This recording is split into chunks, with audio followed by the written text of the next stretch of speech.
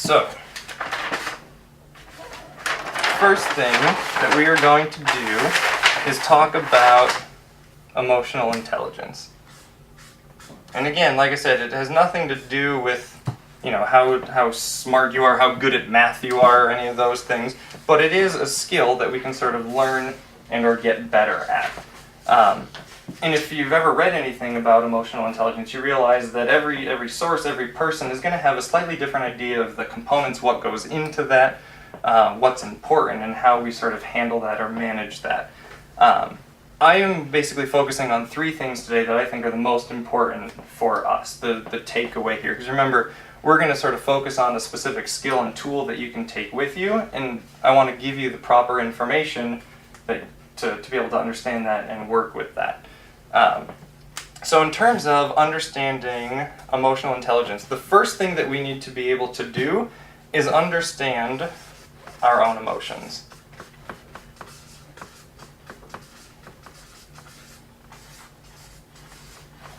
And what that means is being able to understand where they're coming from, really being able to label them appropriately and effectively, being able to experience them in a healthy way, in a safe way. And really, the biggest part is sort of understanding where they come from and understanding that we have some control about where they come from. Second part is once we understand sort of our own emotions and where they come from and all that good stuff, we can then begin to understand other people's emotions. And what that means is if somebody is upset or somebody is frustrated, we have an idea of why that might be happening, where that's coming from, and really what we can sort of do about that. Now, a lot about emotional intelligence is focused on relationships. How can I interact with somebody more effectively? How can I get closer to somebody by understanding my emotions, communicating mine effectively? We're not going to focus too much on that. I feel like that's another whole topic, another hour-long talk at least in itself. We're really going to focus on, we're going to sort of come back to ourselves, because once we understand our emotions, we're going to learn how to sort of manage and control them.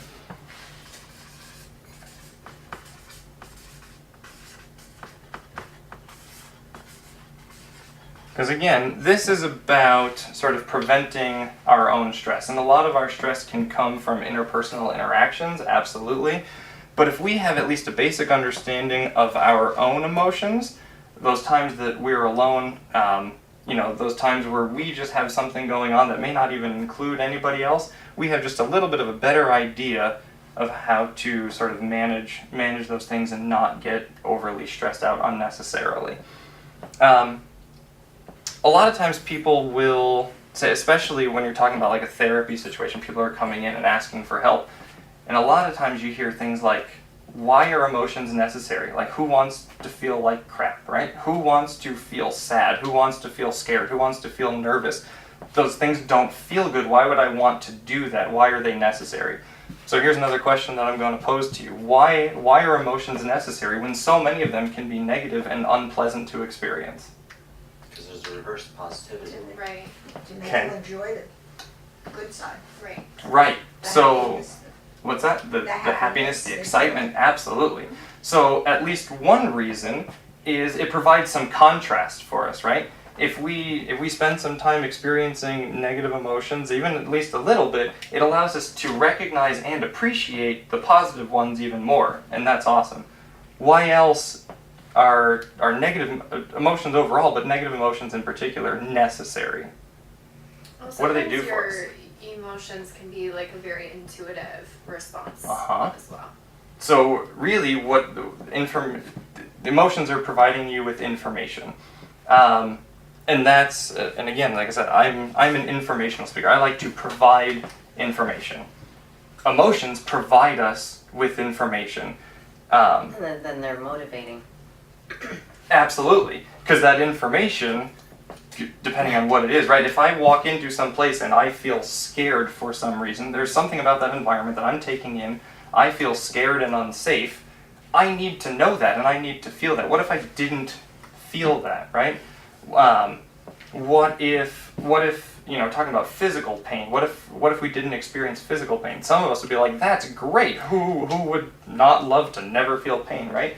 But then what happens when you lean on that hot burner and you don't feel pain? You don't know to take your hand away, right? And then all of a sudden your hand is, the burger instead. Like, we don't want that. Emotions are the same exact way. No one really wants to feel that negativity, but it provides us with motivating information. If we're sad, we can recognize that something in our environment made us sad, and we can either learn to avoid that thing, we can try to figure out how to maybe change that thing. It provides us with information so that we don't sort of keep repeating that same mistake, right? Emotions can also get us in trouble. And I'm sure that's never happened to any of us. But in general, to people, emotions can get us in trouble. So we've heard of the term emotional reasoning? We've heard that before? Okay. So basically, there's really two components to emotional reasoning, or two ways that emotional reasoning can be really problematic for us. The first is, and I'll actually write these down for you too as we go along. Have you ever been in a really, we'll start with a positive one. You've been in a really good mood. Something terrific just happened. You got a raise at work. You got a bonus. You caught every green light on the way to work, right? So you're in a good mood for some reason, somehow, and all of a sudden, everything seems a little bit more positive, right? The fight that you had last night with somebody doesn't seem quite as bad right now. The money problems that you have don't seem quite as bad right now. You're in a good mood, and that's sort of extending to everything, right? Has the opposite ever happened? You're in traffic the entire way to work, and that just puts you in a bad mood for everything, right? So the first time somebody looks at you the wrong way, and now we're like, well, it's going to be one of those days, right? And we sort of pile on ourselves. So the first way that emotion can sort of get us in trouble with that emotional reasoning piece is that we sort of take one emotion and we sort of apply it to everything. Now, again, we could say, well, who wouldn't want, in those good times, if we're happy, who wouldn't want to apply that to everything, right? That'd be fantastic. But in those moments, we can also miss out on other information too, right? So if we're just sort of, maybe in a relationship and we're sort of blindly happy, we can miss out on information that we may need that may not be as positive. That's why, in the beginning of a relationship, you have the honeymoon period where everything just seems wonderful all the time. And then 6 months later, you're like, oh, yeah, there's that. And really, there's nothing new. There's not really new information at that point.